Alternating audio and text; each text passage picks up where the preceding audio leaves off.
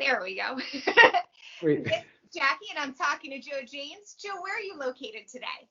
I am in Austin, Texas. Oh, boy, do I miss Austin. Isn't it a great city?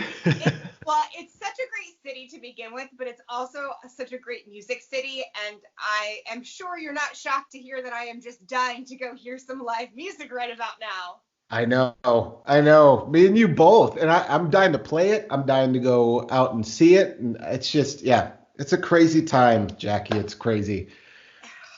It's so weird because I think we've sort of learned to realize how we have taken such little things for granted, such, hanging out with our friends or Totally. going to a restaurant or going to hear a live show. I know. Man, so weird. I know it's really weird. I miss it so much. Me and my wife were just talking about that. Going out, we take all of that stuff for granted. Giving somebody a hug, shaking hands after a show, talking to people, being, the crowd, the camaraderie from the artist to the crowd, energy we give each other. I mean, I love the live streams, don't get me wrong, and that's been helping me a lot as a working musician, but I just miss being there in a room together. Yeah, but we'll get through it, and I hope soon. I hope so. I hope soon too. I was talking to the last person I spoke with was in Indiana, and I was like, oh, how are you dealing with all of this? And he's like, I'm fine. Like, what do you mean? I'm like, I have to go to the grocery store. I have to wear a mask. I wear gloves. Certain counties you can only go during certain days of the week. He's like, I have no idea what you're talking about. And I'm like, you don't have that there? And he's like, no. That's crazy. Yeah. So what is it like in Texas? Because I know like each certain parts of the country are definitely affected more than the others. I'm on the East Coast, and so New York and DC are definitely highly affected. But what's it like down there?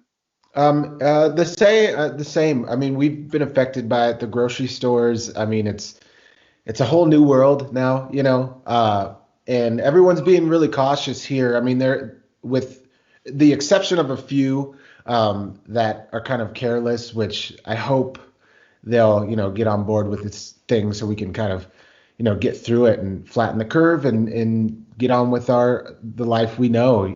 So, but for the most part, everyone's being cautious.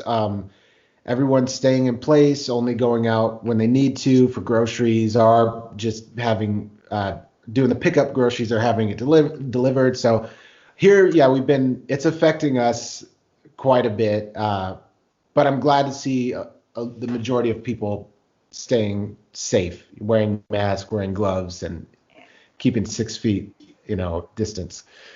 Man, I'm on week 4. I don't know about you guys, but we're the same. Yeah. I'm just like, man, the first week or so, it was like kind of exciting and it was restful. Yeah.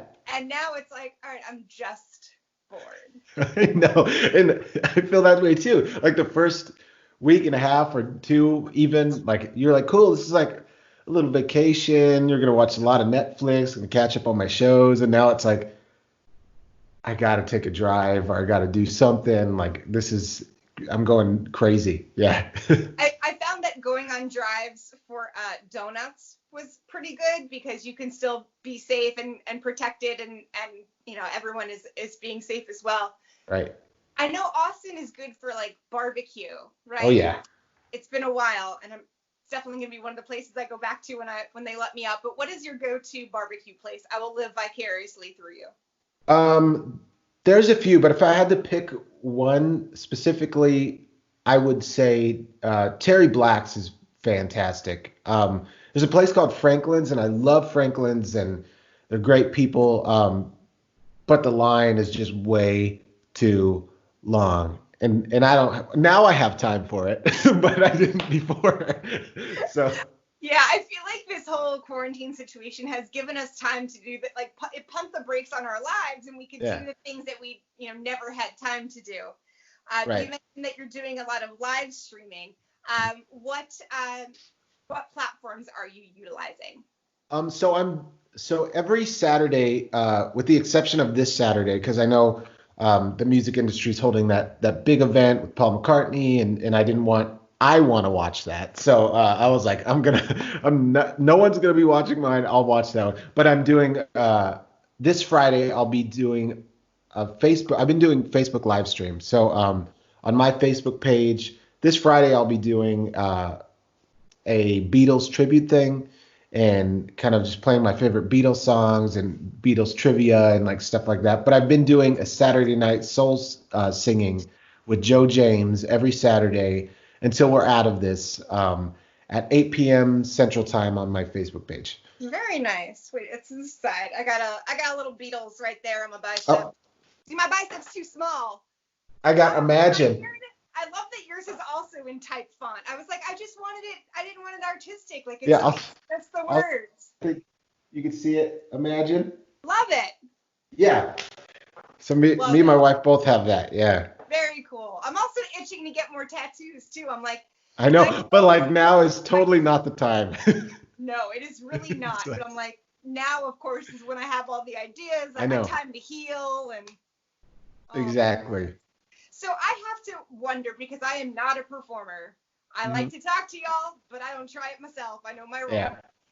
What is it like to play to an audience that you can't hear their feedback? You don't hear applause. You don't hear cheering. You don't even hear chatter. Like, what is that like to sit and play that way?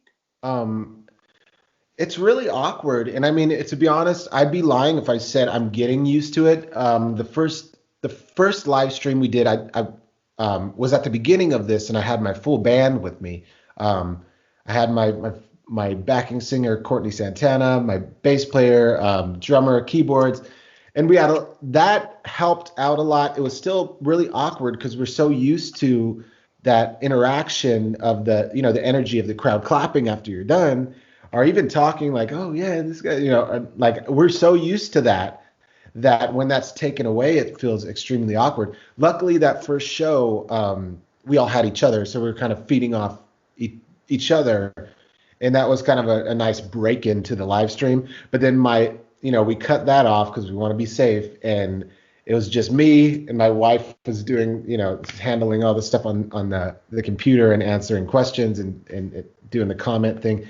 That was awkward, and that was weird, and it's still kind of a little weird because I don't know about you, but I like to embrace people and hug people. And so for me, it's weird. Like after I get done, it's just like silent, and it's me and my wife, and I love my wife to death. But like, I'm so used to after that, like after getting off the stage, talking to people, and there's people all around the world that, come to Austin. So I'd get off the stage and people would be like, hey, I'm from this place, or I'm from Israel, or I'm from this. And I'm like, this is cool. And like, we talk about where they're from. We talk about music, and I miss that. So it's really weird, and I'm not getting used to it, but kind of a little bit, but still like this needs to be over fast so I can, hug some people. For real. For people that are like, oh, this is not a big deal. It's the flu, or it's not happening here. I'm just like, stop it. I need a hug. I know. Like, I know.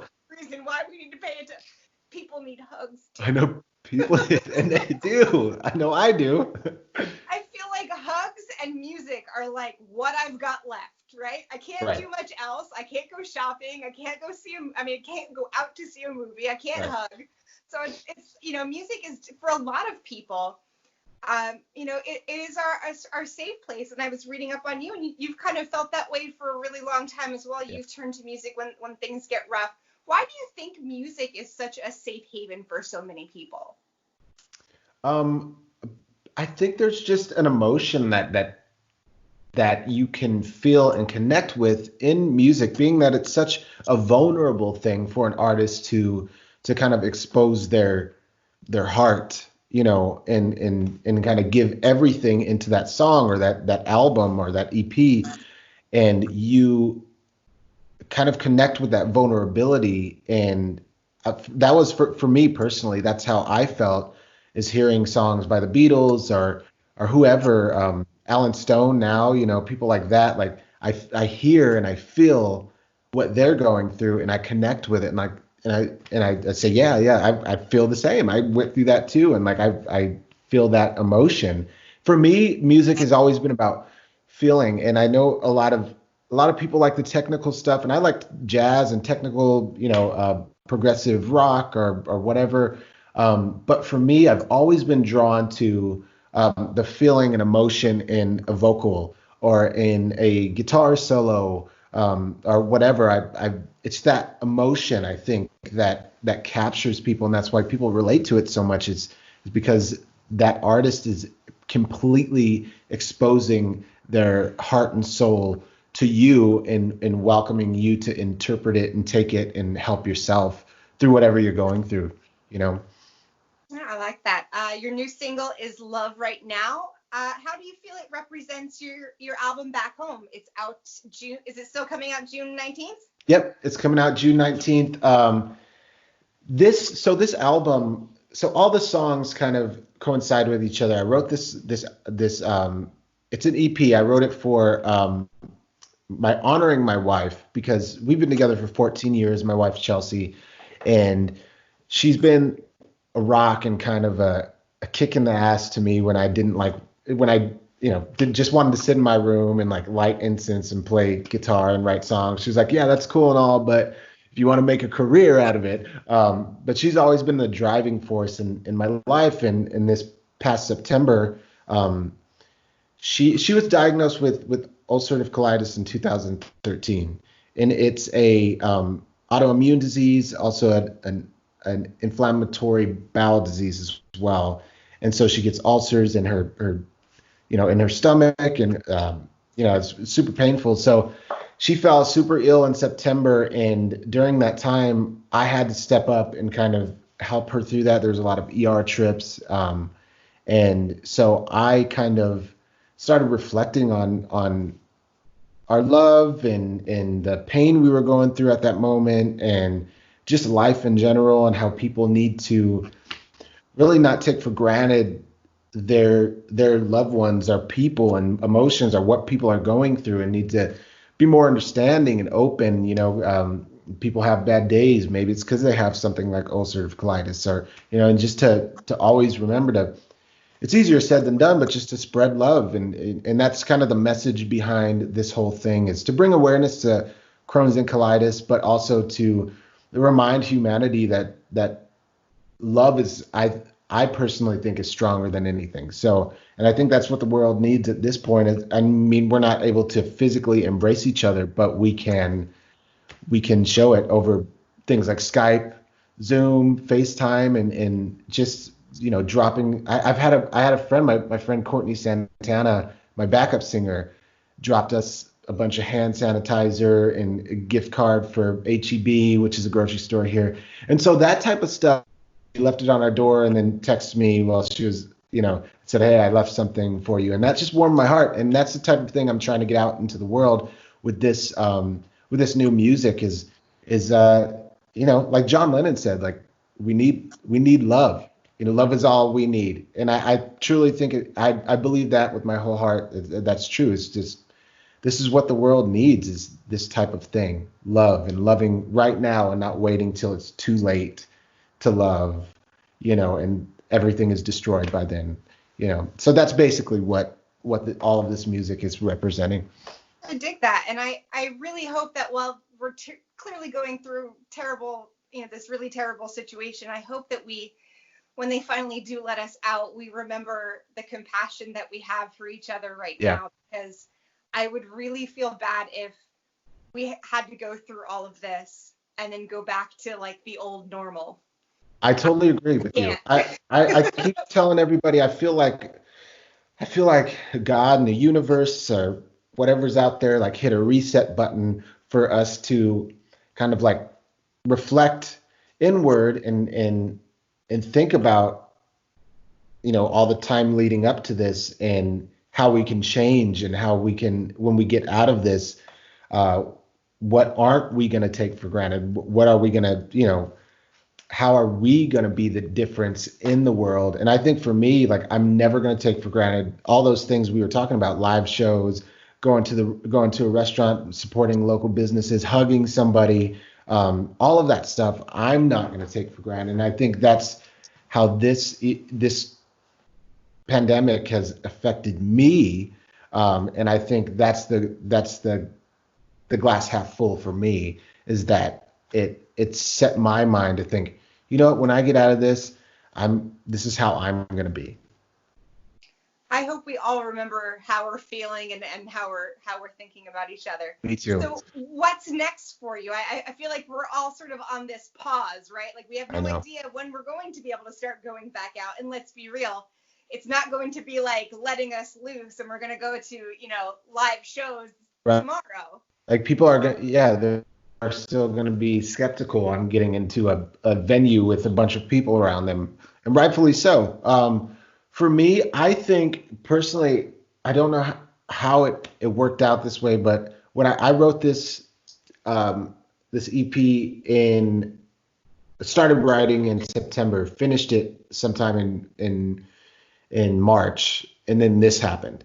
But I'm so glad that I'm releasing this specific EP during this time, because I feel like it fits what we're all going through today, and I feel like it's the perfect message for everybody today.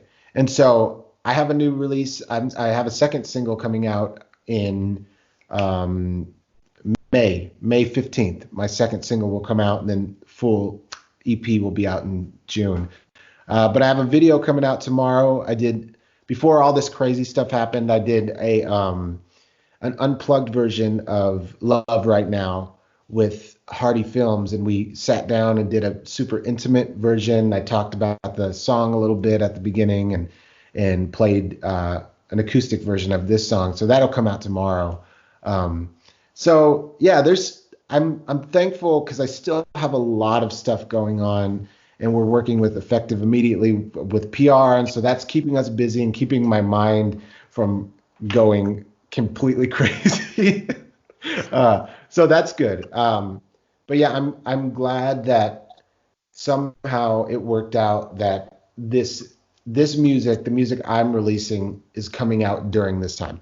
I wouldn't have wanted it to come out any other time, because I feel like the message wouldn't be as effective. Well, I'm glad it's serendipitous. Yeah, Well, too. stay tuned for more from Joe James. Back Home comes out June 19th. Stay home and stay safe till then, because I want to go to live shows. Me too. Thank you, Joe. Have a good one. Me too.